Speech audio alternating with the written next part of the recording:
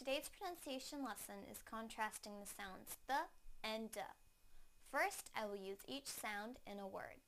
Then, I will put the words into a sentence so that you can hear them together with contextual clues. Please listen closely to the differences in the sounds.